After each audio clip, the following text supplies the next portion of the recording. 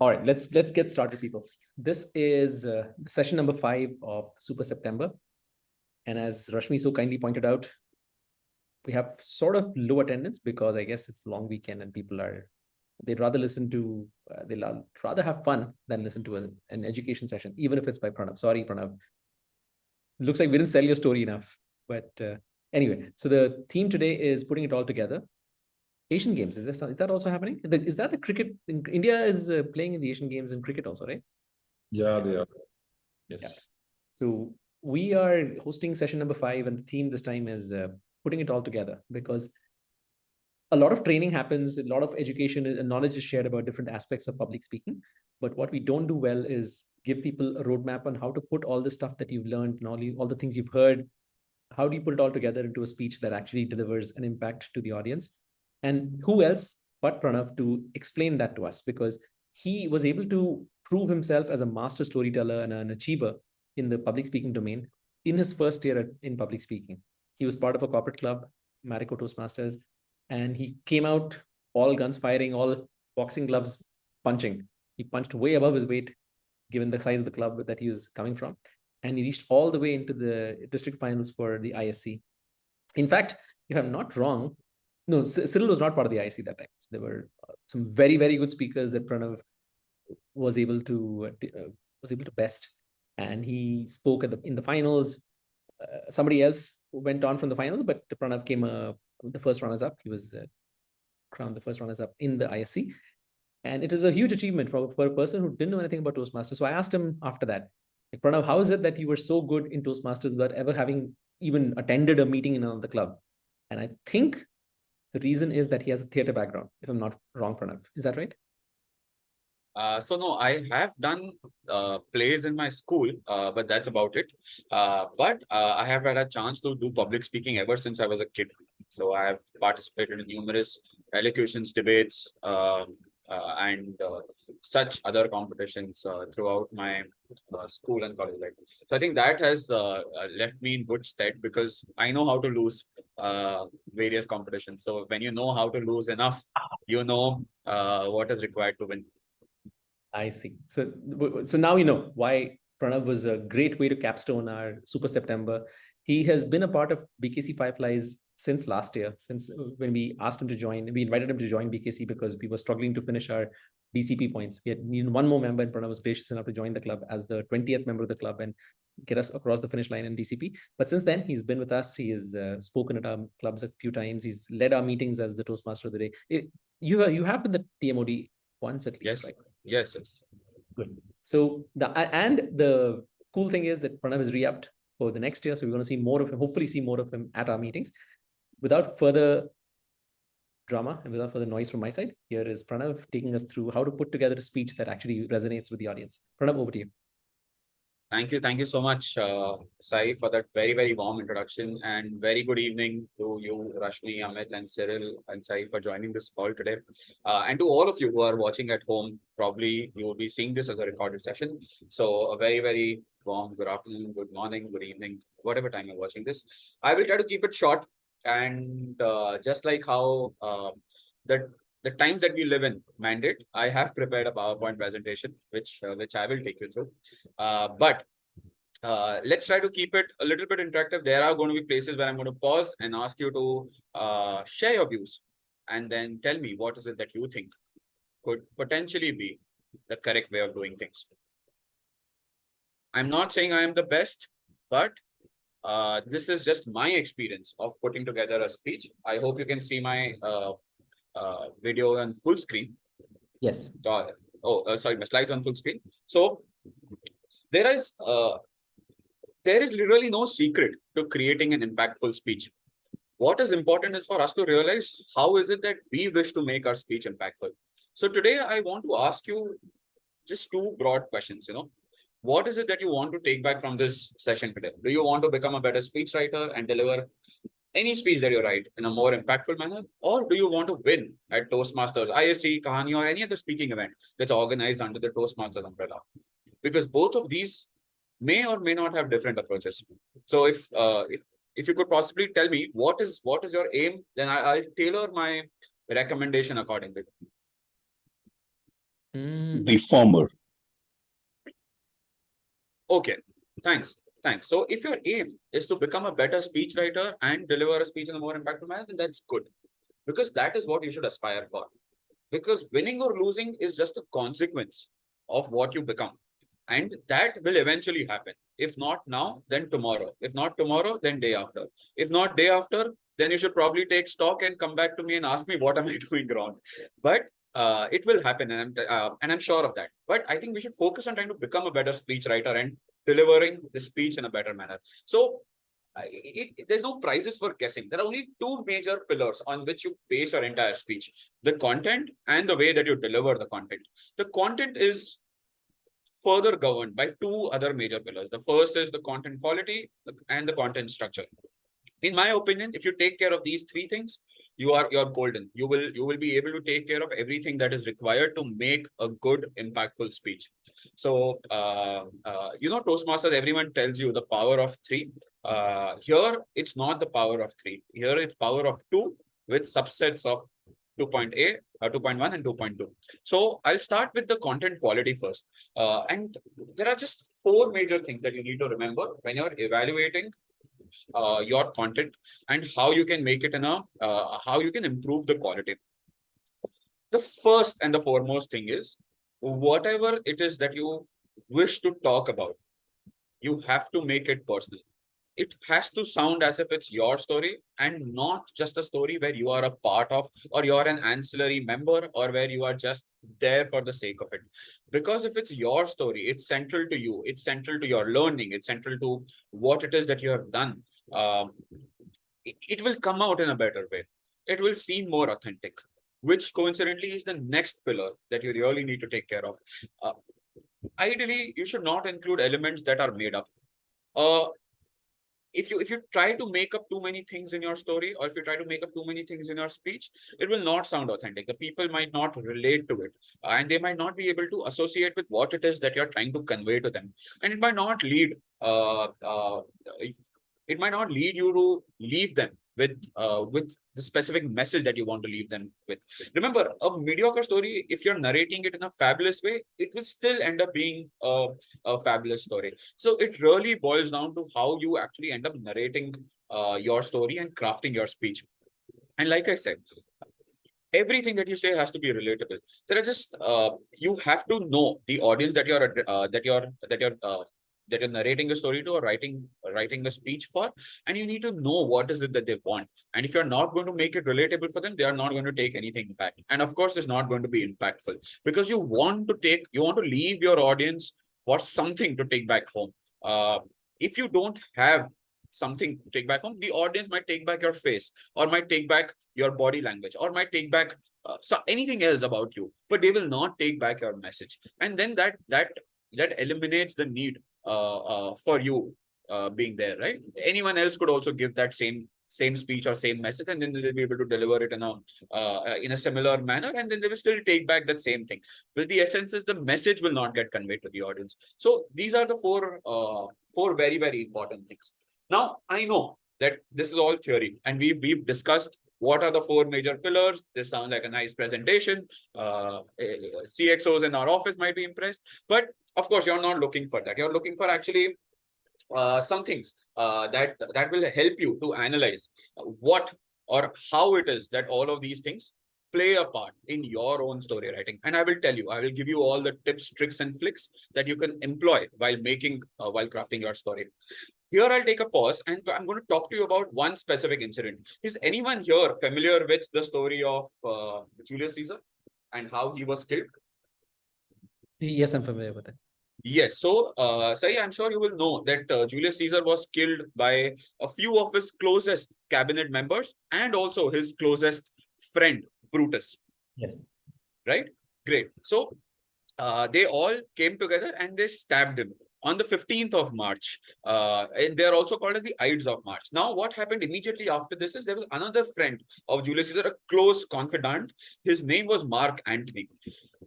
Mark Antony approached Brutus and all the conspirators and requested for permission to speak at Caesar's funeral. Now, everyone advised Brutus to not go ahead and give that permission to Antony. But Brutus in his own way, in an egotistical self, said, don't worry, I will go first, and then I will speak first and let Antony speak second. So what Brutus basically laid down the reasons as to why Caesar was bad and why it made sense for them to kill him. The entire, imagine yourself standing as Mark Antony in front of a gazillion people in possibly Rome's Colosseum, where people are baying for the blood of Caesar, who by the way is already dead, and they're baying for his blood. And Mark Antony has just stepped up into this arena, and he's going to go and speak now. What do you think he would have spoken? That is what we are going to look at today. So it's just an excerpt from his speech. And this is one of the most famous lines ever written in any prose that exists in this world, and possibly one of the most famous pieces of lines that have been written in by William Shakespeare also. What I'm going to do, what I'm going to try and do, I am going to try and play the role of Mark Antony and narrate this speech to you. All right, let's try to take this from the top. Imagine yourself standing in Colosseum, and imagine thousands and thousands and thousands of people shouting and waiting for you to start speaking. I am Mark Antony. Friends, Romans, and countrymen, lend me your ears.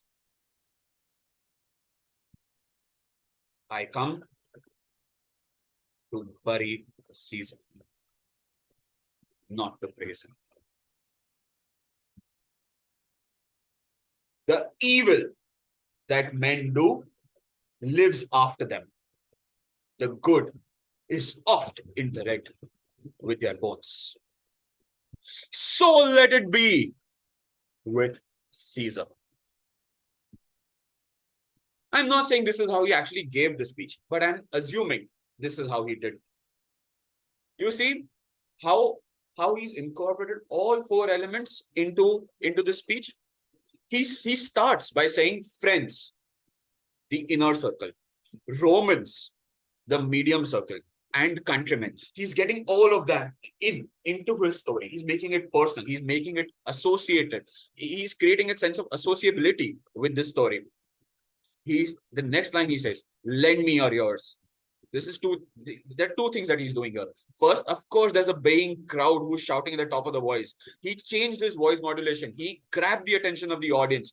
And what did he say? He didn't say, please shut up or please stop talking.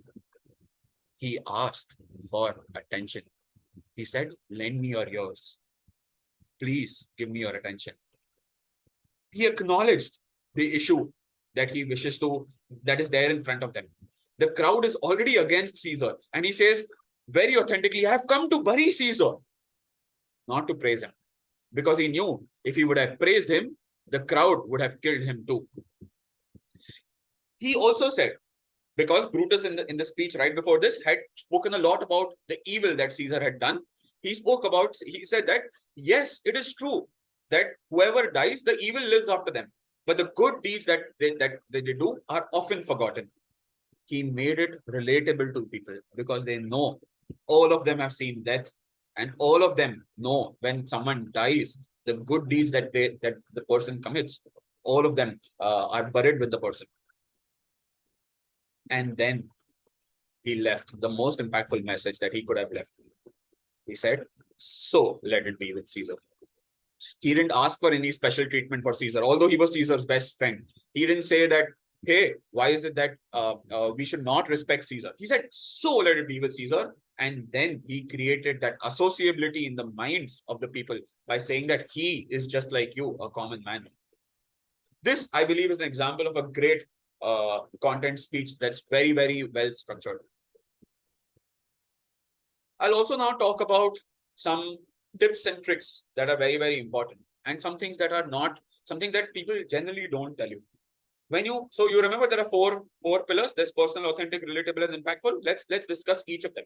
When I said you have to make it personal, you have to ideally choose things that have left an impact on you. It could be people, it could be places, it could be objects, or it could be memories. It could be a memorable quote that someone has said to you that's become a cornerstone to your life. it should not be a random quote that you heard somewhere. Honesty is the best policy should not possibly be the store or the cornerstone on which you base your speech. And it's very, very important that you choose things that are or incidences that have shaped you into the person that you are today. Because when you're able to do that, or when you're able to choose something like that, people will be able to associate with it more. They will realize that it's left an impact on you. It could potentially leave an impact on others also. Also, what you should ideally not do is don't try to force fit an agenda or narrative. It's not required, and people understand when you're trying to force fit something. The other pillar, which is trying to be authentic. Like I said, you should not pick something that has left any and all emotion with you, but it should have a strong emotional connect with you. You should try to make things simple. Don't try to overcomplicate things. Don't try to use words or phrases that overcomplicate the delivery or the message that you wish to give. And we'll discuss that when we talk about sentence structuring. And one other very critical thing which people always fail to do is that, or most often fail to do, is that they don't define their characters. The easiest definition that people will do, and you will see that across speeches, that they will say, I have this friend, he's tall, lanky, I know him for 15 years, we are the best friends. But that's not an accurate description. Of course, it's accurate to the person, but it's not accurate to the friendship, because you're describing the friendship. What could potentially say is that he's a tall, lanky guy, and we've been best friends for 15 years, and our friendship started the day when I fell down in college, on the first day of my college, and he picked me up, and instead of laughing, he helped me up. That creates an associability with the character, and people are now able to relate to your best friend. So that is something that's very, very important. Again, like I said, don't take stories from things not to do. Don't take stories where you are not central to the story.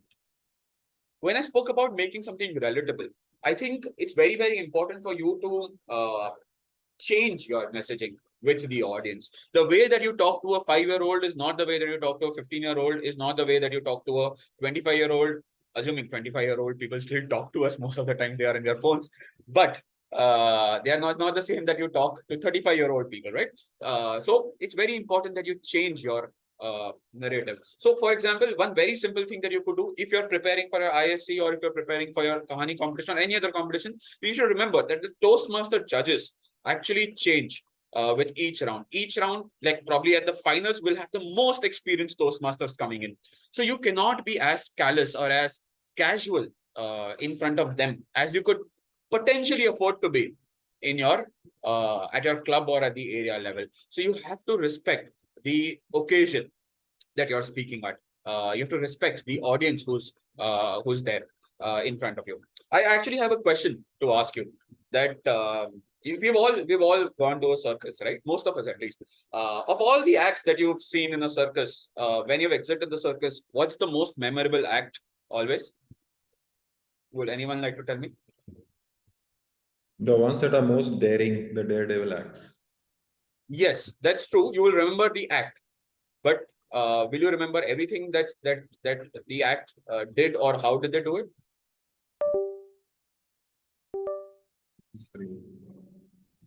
Hello? Yeah, I'm saying not necessarily, not always. Not all. Yes. Yes, that's true. That's true. But that's a fair point, Amit. So I think, in my opinion, at least, the most memorable act in a circus are always those which are the Joker led or the ringmaster led, because those people are pandering to the audience, and they are the ones who are always going to be interacting with the audience the most. And invariably, at least that's been my personal experience, that these are the ones that will leave the most impact. So also at the same time, when you try to make things relatable for the audience, don't dilute the essence of the story. Elevate your audience to and give them or equip them to associate with your story, but do not lower the essence of your story to match the audience. So that is something that's very, very impactful, very, very important. And the last piece is that your content should always be impactful. You should establish a premise first. What is it that you want to convey, and then build a story around it. Because if you have a story and then try to force with a premise, it will not work. So one very nice thing that I always I always tell everyone is that you need to re-emphasize your message periodically, because people will not understand, and people might not remember, which is why you also see two slides, two different occasions where I've spoken about the 4 content pegs, right? I could have given these tips when I was discussing, when I was describing these pegs to you, but there's a reason why I'm re-emphasizing this, and which is why it's very important for you also to do the same. Are you guys following me till now? Yes. Great. So this is the way that you also re-emphasize stuff, right? You ask a question, you see whether they are actually understanding and responding, and especially in a virtual environment where you don't know what people are doing, what they're saying, or what they're thinking. So one other thing that I would always that I always say is that assess the story and the messaging that you have to follow. Don't stick to patterns. We've always been taught there all stories have to follow an introduction, body, and conclusion. But sometimes it's okay for the conclusion to come first. I'll give you an example. Now, if I tell you that if I start my story by saying this, I woke up in the morning with the name of a girl tattooed on my arm and a pink shirt tied around my waist. You would always want to know what is the story about. But if I were to tell you, I woke up in the morning, it was a bright sunny day, you probably are not really that interested. So you know there's a peg for you, or there's an impact statement that I've used, which is actually creating the peg for my story. So this is something that's very, very important for you to remember, that don't be afraid to break the shackles that we have traditionally been operating under while crafting our speeches, because that is how you create impact. Now, content quality, I'll take a moment here to talk about one specific speech that I always go back to whenever I talk about content quality and the impact that this speech has. This speech is called "I Have a Dream." It's by Martin Luther King, and he gave this speech when he was addressing a large gathering, and the story of the speech goes that he knew that he's losing the attention of the audience, and in fact his entire speech was something different. And when I play the video, you will know, you will hear that he's starting from something else, but then he pauses, he looks at the audience, and then he changes. He then speaks from his heart, and he speaks about the dream that he has. It's a 55-second video. Let me play this for you to understand.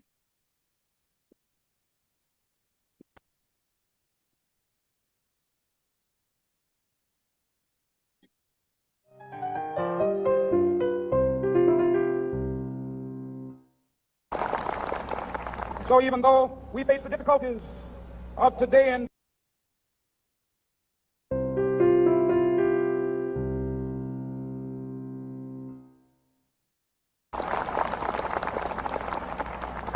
so even though Oh, sorry. Before that, can I request you to please keep close attention, or to the speech? It's just 55 seconds. If you can just probably take notes and tell me in the 4 pillars that we've learned, where is it occurring in this speech, and how is Martin Luther King employing it? That will be very helpful, because I'm going to pause and then I'm going to ask you to tell me, and we'll walk through the speech again. All right. If you could take notes, if you have a paper, pen, or if you're noting them down in your phone, all of that is fine. Anything is fine. I will pause for 5-10 seconds after this, so that you can then arrange your thoughts and then present them. we face the difficulties.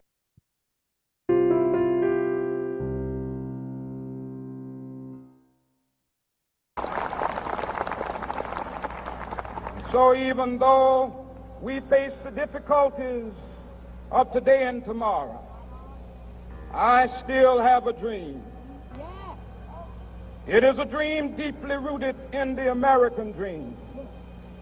I have a dream that one day this nation will rise up and live out the true meaning of its creed. We hold these truths to be self-evident, that all men are created equal.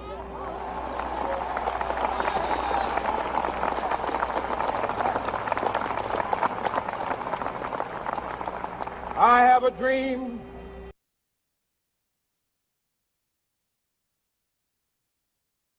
Guys, any thoughts? What is it that you thought about the speech? Did you like it? Yes, I please go ahead. I found that the choice of words where he said, "I still have a dream," and then he said, "It were rooted in the American dream." I think the usage of the word "still" was interesting. He was saying that it's not a dream that came to me recently. It's been something that's been going on in my head for a while. And then the use of the American dream as the surrounding ecosystem within which his dream sits made it safe for people who don't maybe follow the same thoughts as his to realize that what he's asking for is not outside the culture of the ethos of the American dream. It's still as part of the American dream. He has a dream within the American dream. So it was a little more relatable for that reason. And from an impact perspective, I liked, one second, let me make sure I check the notes. All men are created equal. And you can see it in the reaction because everybody started clapping and they started saying amen and all that. I think that impact was right there, that all men are created equal. That made clear that he was not asking for something beyond what was expected or to be that he expected to receive. He's saying all men are created equal, and please treat, or my dream is that all men are created equal. And he called it self-evident, which is again, like I'm seeing it from the screen, that these are not things I'm asking outside the norms of society. These are self-evident truths that all men are created equal. I think that's the impact that it made. It verbalized something that people felt anyway. I completely agree with you, Sai, and that's, I think, an excellent summation of the speech. And he made it personal also, because you know that he's speaking right from his heart. And Amit, please go ahead. Sorry, I didn't see your hand. Yeah, okay. With regards to your point about making it personal, he said, we face the difficulties. So when he said we, he included everyone along with himself. Yes. So he made it inclusive in that sense. Yeah, absolutely. The key was to use the word "we," where he said all of us are together, and that's I think the most important peg on which he based his entire speech. And when you know, and see, it's very easy for us to now analyze and see whether this is fitting in those 4 parameters that we've identified. But when Martin Luther King was probably narrating the speech, he didn't think of it like this. But the important thing for you to remember is that the audience perceives it. They are not going to think, is this speaker making it relatable for me? Is he leaving an impact for me? They are not going to sit and evaluate that. They're going to feel it. So you have to induce that feeling in them. And that is the essence of a good story and good content. So thanks so much, Sai and Amit. I think this is very important, and I think this, in my opinion, this speech, if any of you have a chance, please see this entire speech. You will see that, in my opinion, this probably is the hallmark of great content writing. I'll probably just step ahead and discuss the second part, which I had identified, which is the content structure. How exactly should we structure our content better? I think the most important thing that we need to remember is that how does our content sound to the listener, and how can you make their listening experience better? That will tell you whether your content is well structured or not. It's not a rocket science. If I tell you that in your sentence structuring, there are certain basic things that you need to do, which is that you should not write a sentence as if you were probably speaking it or narrating it as you would in our day-to-day lives. You should ideally write a sentence in the way that the audience wants to listen to it. And we look at an example also. The second thing you need to remember is that there is always a simpler way to deliver the same message. A litmus test could possibly be when you're sitting and learning your own speech. If you find it hard to remember your own speech, then the message is not simple enough, or the sentence is not simple enough, and you can always rewrite it. One thing that I will always come back to, which a teacher of mine, my English teacher in my 10th standard, told me, that when you commit something to the ink, it forces your mind to think. So always write your speech by hand on a piece of paper, because when you do that, it will tell you that there are deficiencies in your sentence structuring. Everyone will have deficiencies. So it's very important that we try to identify what those deficiencies are. what you should ideally not do, you should not let things drag. You should not overcomplicate things. These are very, very simple enough. When you keep it simple, it's easier for the audience to understand. Now, let us look at an example. Typically, if you and I were to be standing somewhere and talking, this is how our conversation would go when I'm describing a particular incident. You know, that day we were all standing in a park and I suddenly saw Raju coming from afar, and then I waited for him to reach us and I said, "Hello, how are you doing?" Now, this is how you would normally describe an incident to a friend. But is that how you would potentially write in a speech? I don't think so. Could anyone take a stab at simplifying this for me?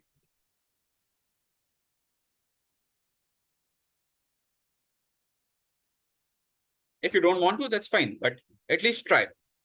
Simplify this entire incident or this entire, the first 3 lines of the example. No worries. I will try and simplify this for you. I believe that a simple way to say this could potentially be, when I saw Raju in the park, I said, "Hello, how are you doing?" Now, this is saying the same thing. It's conveying all the relevant information that needs to be conveyed. At the same time, it's a very, very simple sentence to write. I'm not saying this is the most like the most optimal way of writing this, but I'm just saying that every time you see a sentence or a paragraph, make sure that you find a simpler way to convey it, especially in your impact sentences and in your conversations that you incorporate into your speech. The second major pillar in your content structure itself is your grammatical structure. See, the most important thing that you need to remember is that there are, when you read a lot or when you hear a lot of speeches or when you are generally surrounded by people a lot who converse extensively, which by the way is something that all of us do because most of us are corporate working professionals or most of us are over 10, 11 years of age. So we are surrounded by people who talk a lot. So anytime that a sentence is grammatically structured incorrectly, it is jarring to the ear. So a simple tip could be that you just copy paste your speech into a Word document and just press F7 and let Microsoft tell you what could be a simpler way of structuring your entire speech, or it would be a grammatically correct way to structure an entire speech. One thing that most people forget, which I will like to draw your attention to, is that there is something called as tenses, which is past, present, and future. Now, when you're talking about things in the present tense, you can't talk about past in a continuous tense. Or for example, you can't say, "Yesterday we were standing in front of the fire." That's probably a wrong way to frame that sentence. You could potentially say, "Yesterday, as we stood in front of the fire, we burnt our hands." Or when we stood in front of the fire, we burnt our hand. When you say standing, it is a continuous tense. Now, this is something that a Word document will automatically pick up and tell you. But when you write speeches by hand, you tend to write this in this way because this is the way you probably will say it, because we are not conscious of the way that we use our tenses. So it's very, very important that you're absolutely cognizant of what it is that you say, because it creates a jarring effect in the ears of the listener. And a couple of things to avoid are probably hanging words or misplaced articles.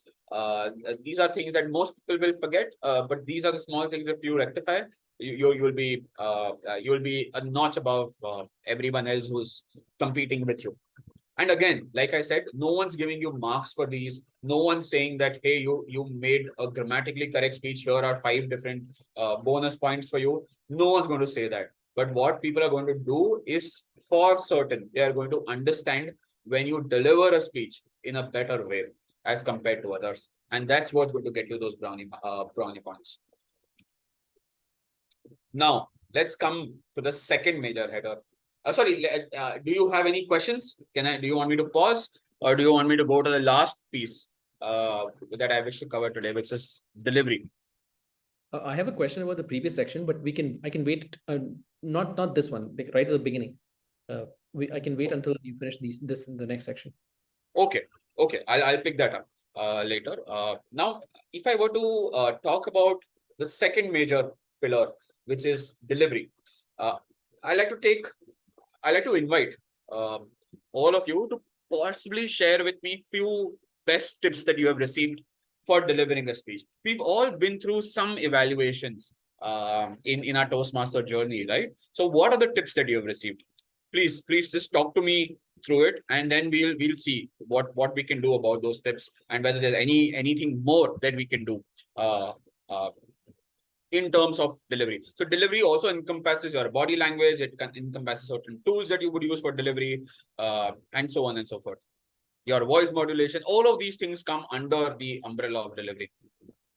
Initially, my feedback was always that I speak too fast. So pacing was always an issue with me. Absolutely, that's a great point. That's one thing that most people will tell us, that you need to pace your speech.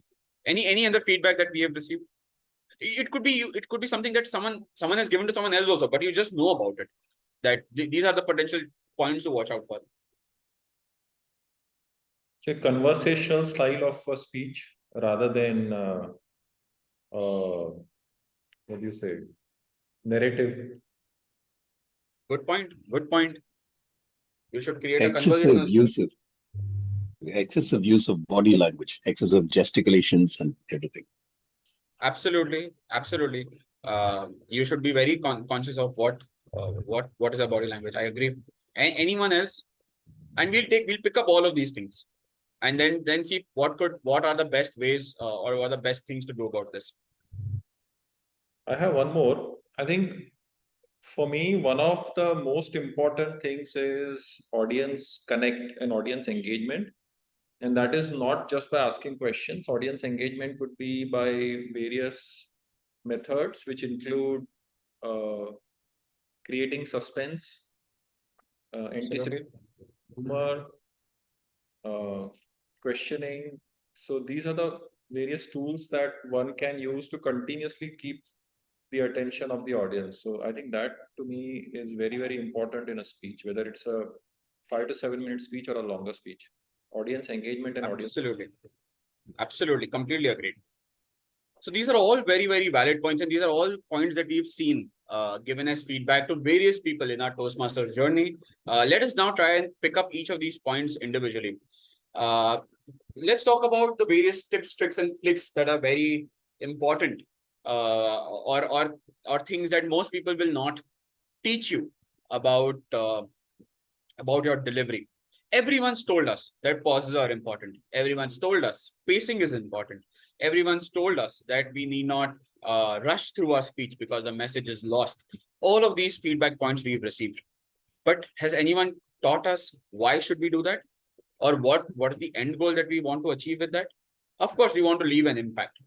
So what I would like to leave you with is that when you employ a pause or when you employ a pacing technique in your speech, you should do that for emphasis. Is something that we've always heard.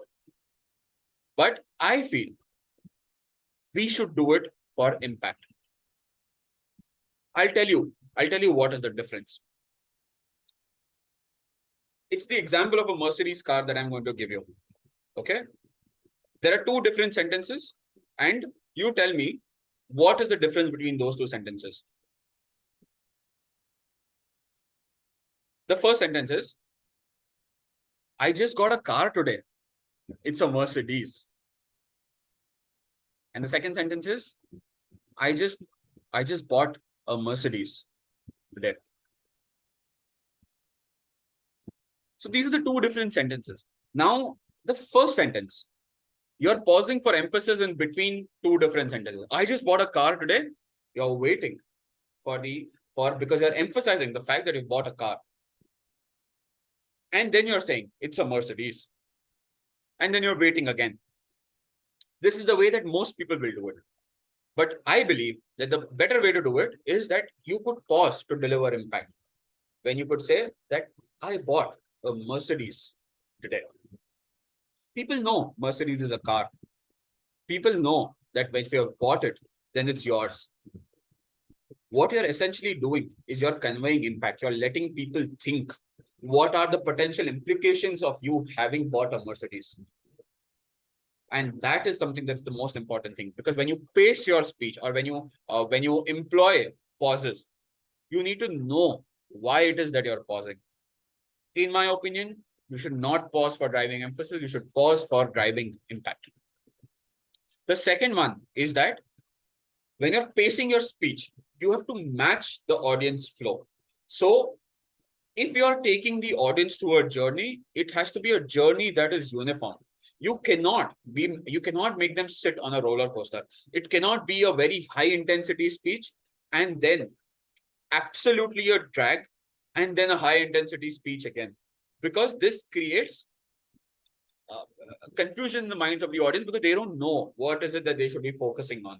So it's very, very important for you to make the audience flow with you and with your speech. So when you structure your speech, or when you also do your delivery, it's very, very important that you follow this.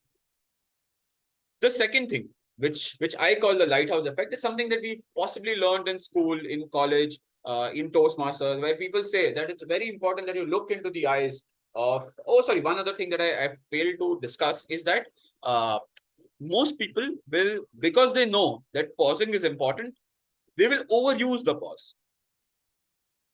The pause, like I said, you have to use the pause for driving the impact.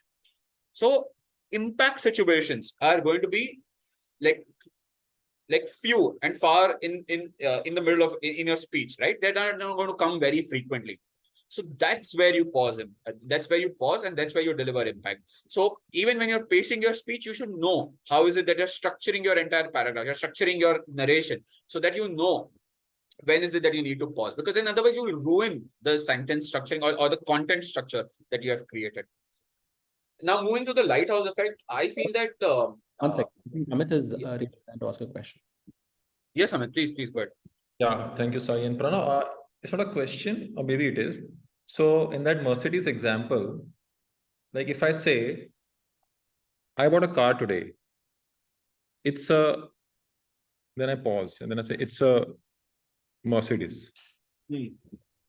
Is that, what is it? Is it an emphasis or impact or something else? Yeah, so I feel it's emphasis, because what are you doing? You're saying, I have bought a car today. So the first shock has already been delivered. So they know that you've bought a car. Now the only question is, which one have you bought? So the factor of creating that impression is already lost in the first sentence, because then you're also taking a pause. So it's like this. The emotional connect of the audience is here stable. You tell them, I have bought a car today, and you bring them here because they are excited now. And then you say it's a Mercedes, and then you bring them up here again. So it's a journey, it's a two-step journey that you're taking the audience to. But when you say that I have bought a car and it's a Mercedes, it will flow like this. And it's a more structured impact that you're leaving the audience with. So when you're pausing to drive emphasis again and again, then you're essentially diluting the impact that you're leaving the audience with. That's how, at least how I look at it when I think about the example that you spoke about. So creating a suspense is also basically delivering through impact, right? It's an impact. So if I say I bought a car today, it's a Mercedes. So yeah, I took a pause and kind of try to create a suspense which car it is.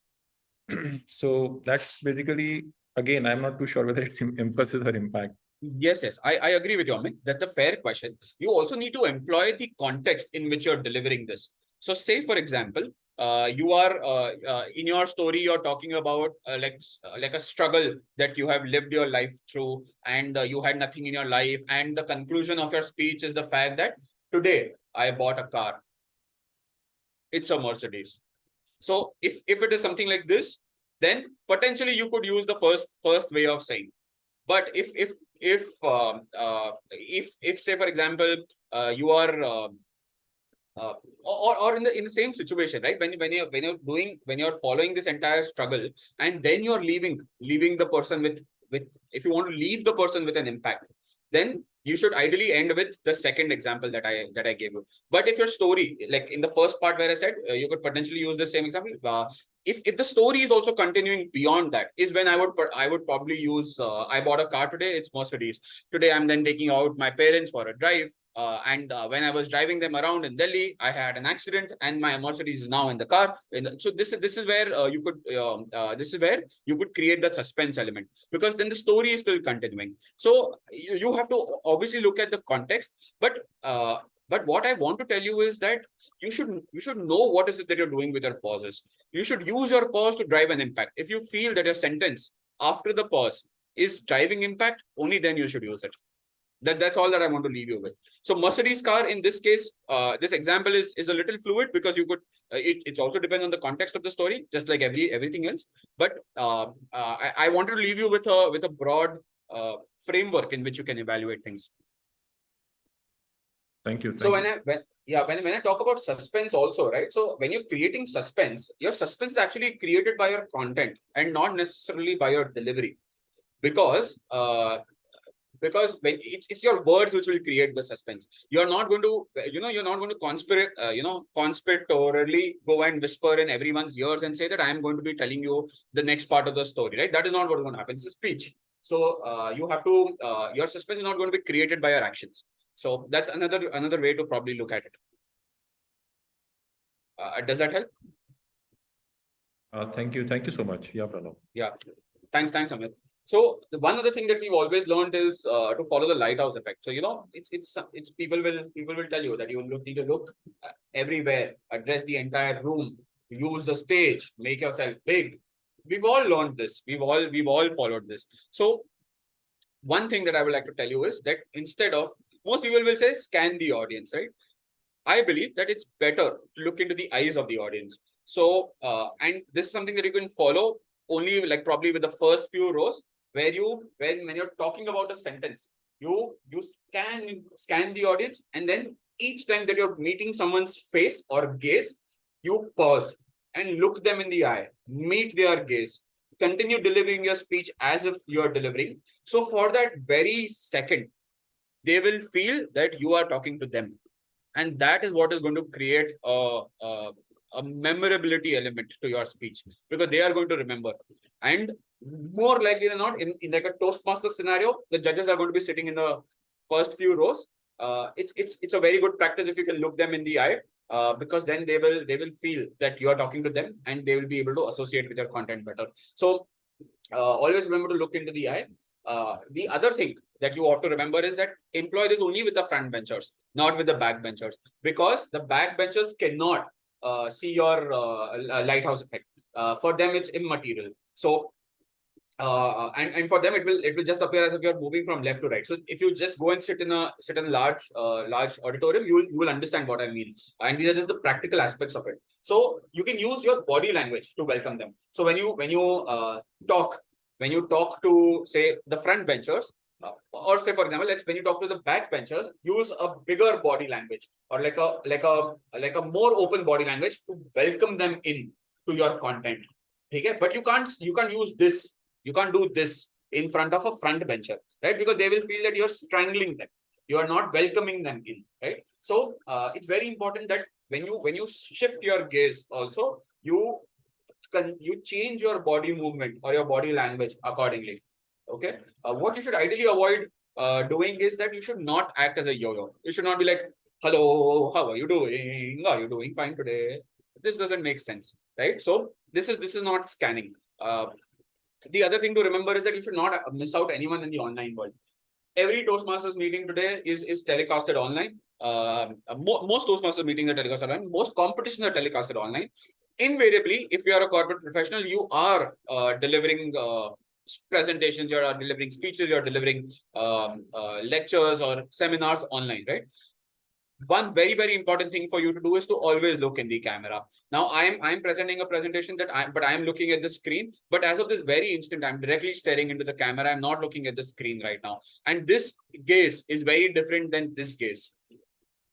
You'll see that when you look back in the recording, you will understand that. So it's very, very important that you don't forget the people back home. And who knows, if it's a Toastmasters environment, there might be a judge who's sitting back home evaluating you. So for them, it's very, very important that you make them also feel influenced. So look in the camera, and it's just a small trick. Figure out where the camera is placed in the auditorium before you go onto the stage. The next thing that we've learned is voice modulation. So if Cyril, if you're still there on the call, or if anyone who attended Cyril's session can tell us what did we learn in Cyril's session? I learned some exercises for modulating to strengthen your voice and lung capacity. Correct. That's something that's very, very important. Anyone else learned anything?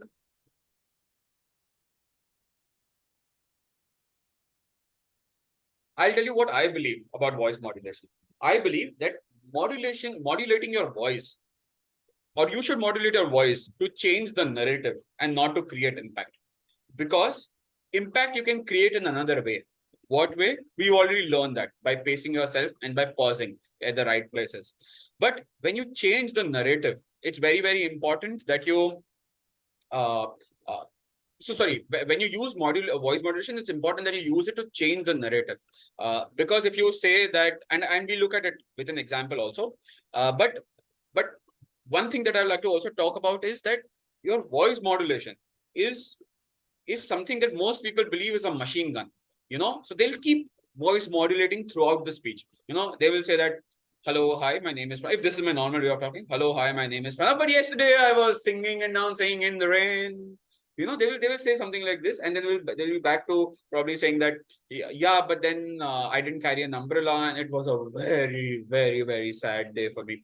So, this is something that most people will do. But in a span of 4 sentences, they have actually voice modulated twice. Now, this is not required. All of it could potentially have been delivered in one straight voice. So, I like to say that your voice modulation is like a precision guided rocket. You should use it sparingly and specially to drive a change in the narrative. And you should not use as a machine gun, spray and pray everywhere. Spray everywhere and pray that it works. You should not do that. So we look at an example. So let's look at 2 sentences, and let me try and narrate these sentences in 2 different ways. Let's see. Bam! A dead silence fell on the field after the shot was fired. This is one way of doing it. The second way of doing this could possibly be, bam! A dead silence fell over the field after the shot was fired. Now, I prefer the second way because the bam is not as bammy as the bam was in the first bam. But the second bam was more, was used to change the narrative, right? You use the first bam, assume that this is a part of a long paragraph and someone says bam, suddenly out of the blue, you're jarring people out of a sentence. So they're listening to you like this, and then there is a sudden spike, right? Because you say bam and then you clap your hand. So, and that is going to create definitely an impact. But is it necessary for you to do it? I don't think so. So it's something that if you write a lot on Word document, there's something that you should remember. You should not use bold, italics, and underline on one word. You should use one of the 3 because all of them are doing the same thing. So so they're creating impact. So you don't need to create impact again and again. Sometimes you use voice modulation to change the narrative. So this is something that's a great way for me, at least a great litmus test for me to figure out when do I need to modulate my voice. Now, active communication. Can someone tell us what did Sai teach us during active communication? Or Sai, you can also tell us.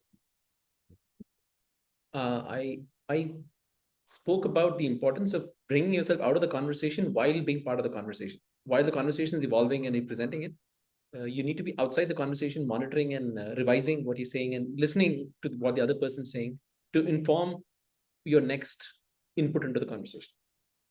Absolutely.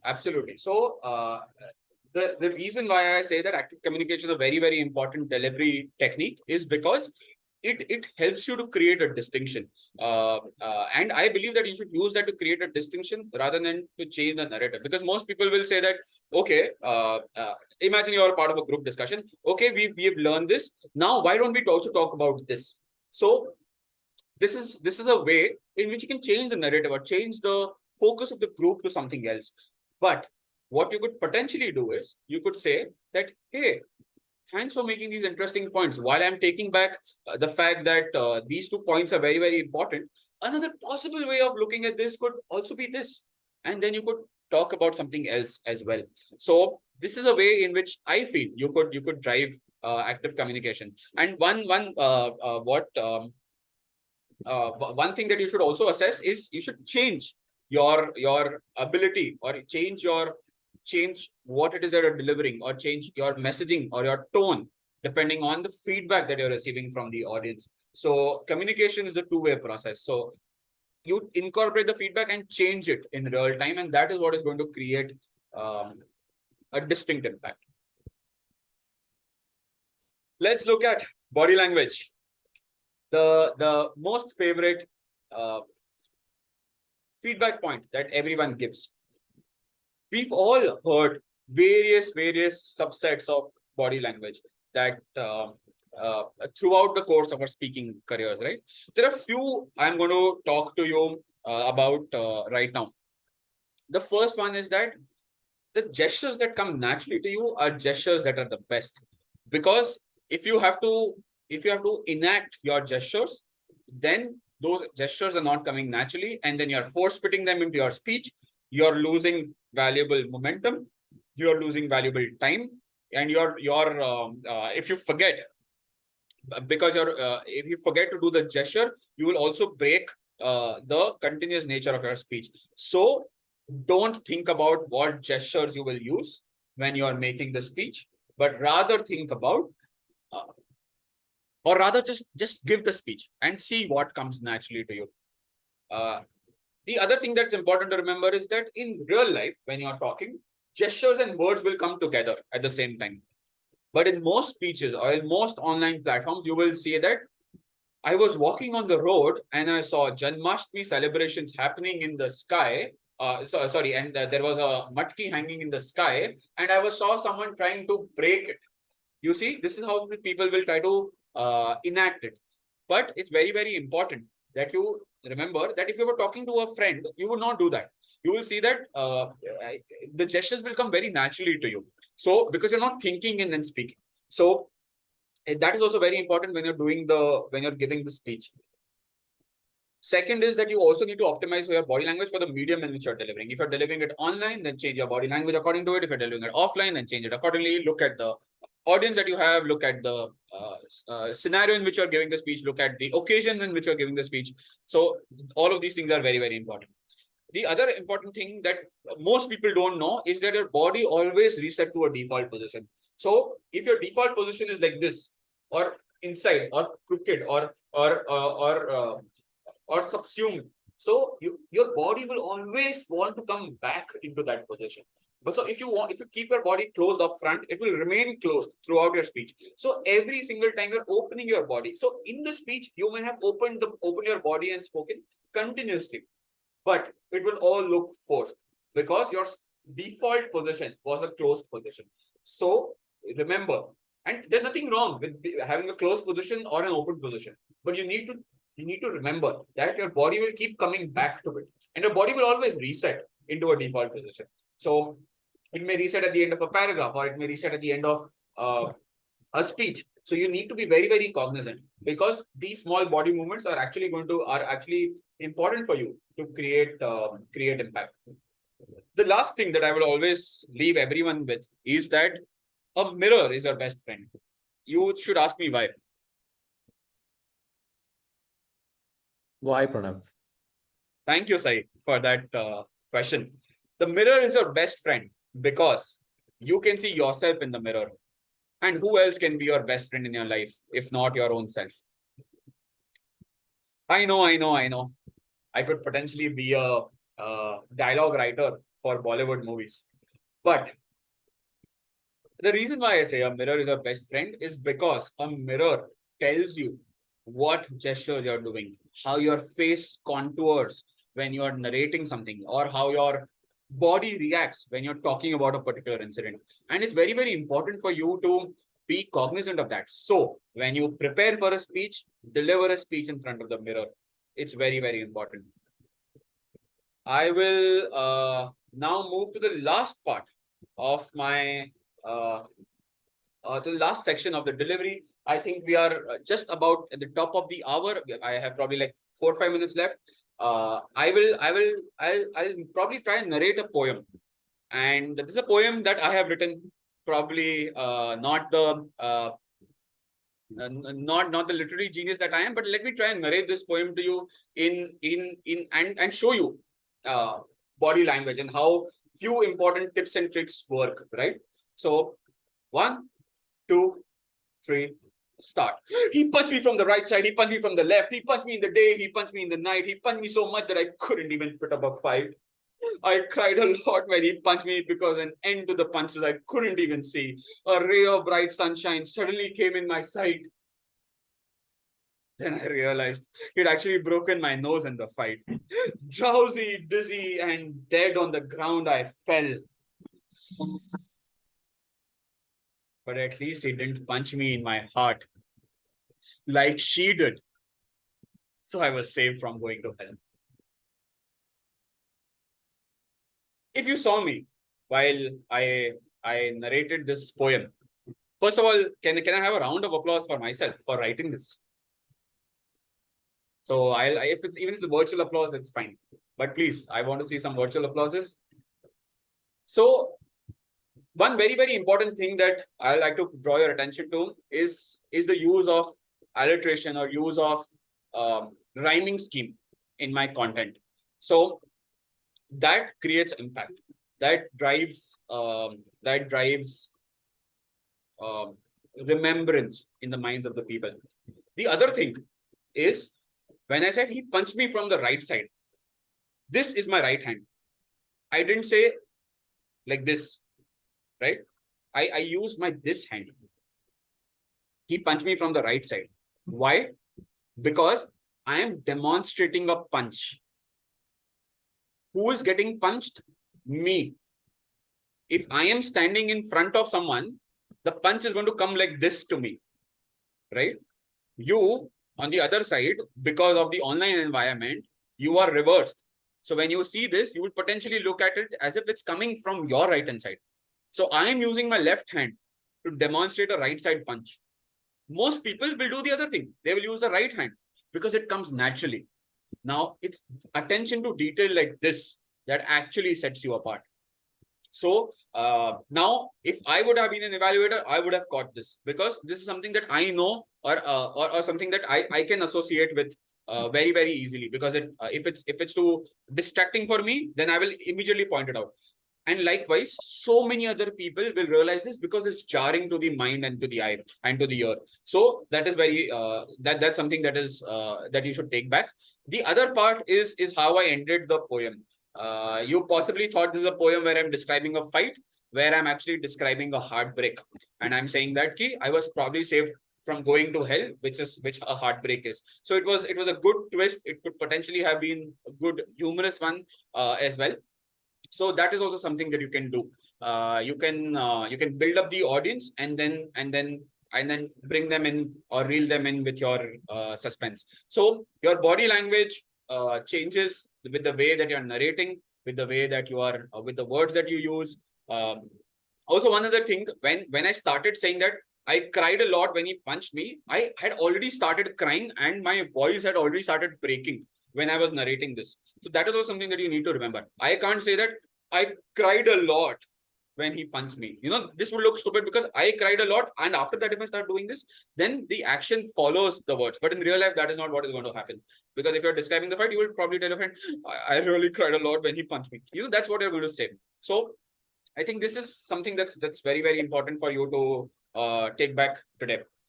So thanks. I think this brings me to the end of my presentation. Just to summarize, because emphasizing again is important, that your content structure and content quality and sentence structure are the most important things in your content, and your delivery is the second most important pillar.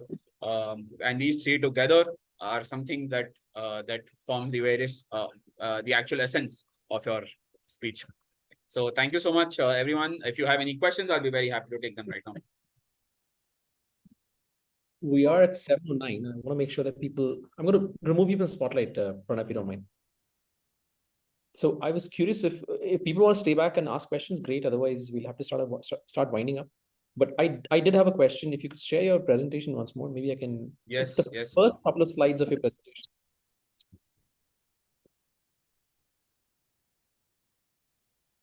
Was it the first slide? It was no. After this, it's a table. One more, sorry. Yeah, okay, this one. So you say dilute the essence to make it relatable, elevate the audience to your story, and do not degrade the essence to match the audience like you. Now, could you explain a little bit more what this means? You've said this is something Yes. not to do, but we are not Yes. inside our heads. How do we know whether we're diluting or we are reducing the quality of our speech to match the audience's attention? How do you read that from the audience that is in front of us? I mean, most Toastmasters meetings have people who are conversant in English. They understand complex thought. How do you figure this out? Is my question. Yeah. I'll give you an example. So, say for example, you're talking about say a nuclear fission reaction as part of a research story, which is your third project in level 1, right? So, or a second project in level 1. So, most people in the meeting are not going to be familiar with fission, fusion, or any of these terms. So, I don't think what you should do is say that a nuclear fission is something where or nuclear fusion is something where two eggs come together and collide, and then the yolk falls down. Now this is diluting the essence of the story, but rather I feel that what you could do is elevate the audience or teach them or make them familiar with these terms by employing certain ancillary techniques to deliver your message, or incorporate that into your story structure or in your speech structure so they are familiar with it, and then talk about it. Now, this is a very crude example, but yeah, this is the best I could come up with right now. All right.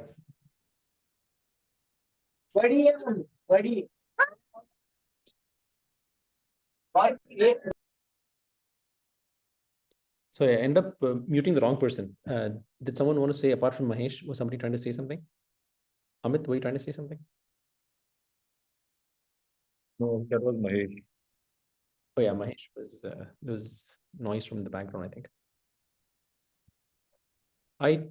I mean, there are no more questions. I think we can move on. Cool. Thank you.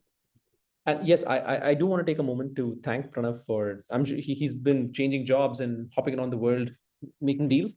He took some time to spend an hour, much more time preparing and an hour delivering his content with us. Thank you very much, Pranav. It's very highly appreciated.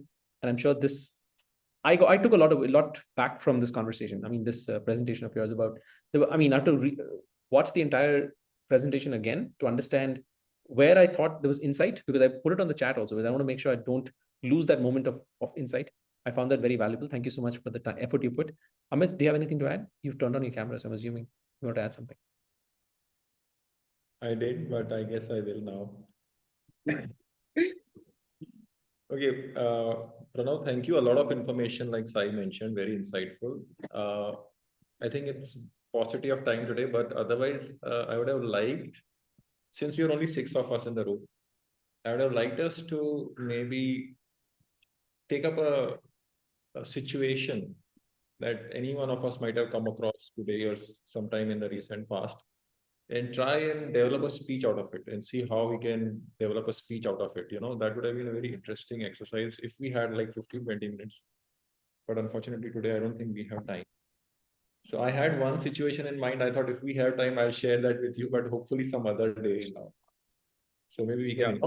Along the same lines of what Amit is saying, can you give us some tips on identifying the message that we should leave the audience with? I mean, for me personally, I write speeches which end up having no message, no big insight or call to action, any of those things. And it turns out that most of my speeches just peter out, and then that's it.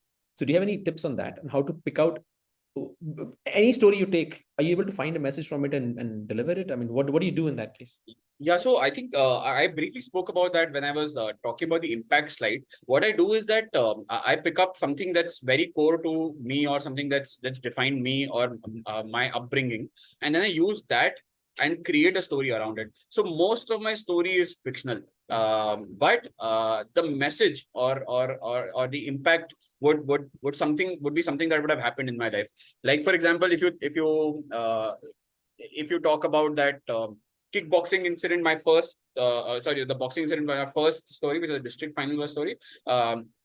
Bullying was the incident that happened, but no one actually punched me, or no one has done that. So I wanted to leave the thought of how to counter bullies, and that was the essence of my story. And then I created an entire thing around it, and used various incidences on various parts of my life. So there was one point where I spoke about smoking in that same speech, and I said how I chose not to smoke. That was the incident where I didn't feel I was bullied, but I just made that up into like a bullying thing. So you choose what is it, that central message that you are core about. Like, for example, the day that I was bullied, I was really impacted me in school, and I really cried a lot. So and that has left like a very significant impact on me. That's actually defined my journey as an individual. So you see what are the core elements that from your thing, and then make a story around it.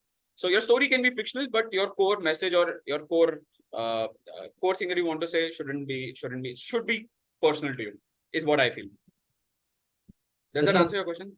Yes, it does. Yes, it does. Cyril has a question, and then Rashmi, maybe you can also participate if you have any questions, any thoughts on the discussion. Cyril, go for it. More than a question, it was just to probably stand by Pranav while he answers your question, Sai. But before I do that, Pranav, that was an interesting poem. He punched me from the left, he punched me from the right. Never knew that you were a poet. The last line was a killer, by the way. Coming back to the, I know, do you have more? Please do share on personal chat. Yeah, I will say this is like a CT wala poem. Anyways, to come to Sai's question, this is something which I used to struggle with myself, like message kya hona chahiye.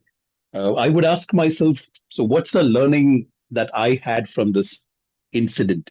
Why should Sai and Pranav or Amit or Rashmi listen to this story? What will they take away? Is there any learning that I can change? What's the CTA? What's a call to action? And that usually, why should I be narrating this story to you guys? So that usually gives me, rather guides me towards a message. Then, usual the Toastmaster trickery that we do. We try to find a quote to end it with, and all of that, the tips, tricks, and techniques. I don't know how Pranav said, tips, flicks, whatever. Yeah, tips, tricks, and flicks. Yeah, tips, tricks, and flicks. I didn't get the flicks part of it, but it's a football reference. Achha, okay. It's a skill that you're doing. Okay. Yeah, so that's a question that I asked. What is a learning for everyone? What is the takeaway from this story? And that kind of leads you to it organically. Yeah, thanks a lot, Pranav. Very well put together presentation. That is mine, sir. Thank you. Rashmi, do you have anything to add? Do you haven't No, sir. Thanks a lot, Pranav. It was really, really insightful. And so I have my first speech in this week. Hopefully, I'll be able to use some of the tips. Thanks a lot. So Rashmi, if you need, do you have a mentor, Rashmi? Yeah, Sandhya, I think. Sandhya is helping me. Yeah. Good. So you're in good hands. So if you need any help, please feel free to reach out to me. I'll put the link to this presentation also, so you can also refer to Pranav as your online mentor. You can use his presentation. Yeah, thanks. All right, this brings us to the close of September. 5 weekends of learnings. Hopefully, once we put this video out, more people from BKC Fireflies and online can at least view the videos and learn from it. It's been a pleasure. Amit, thank you so much for your support in being part of Super September. You've been a consistent participant in a very positive way. Thank you, everyone. I think with that, we're going to close Super September officially and end this meeting as well. Good night and have a great weekend, everyone. Talk to you guys on the first Thursday of October, coming soon, 5th October. That's going to be our next meeting. Good night. Thank you. Bye-bye. Bye, everyone. Good night.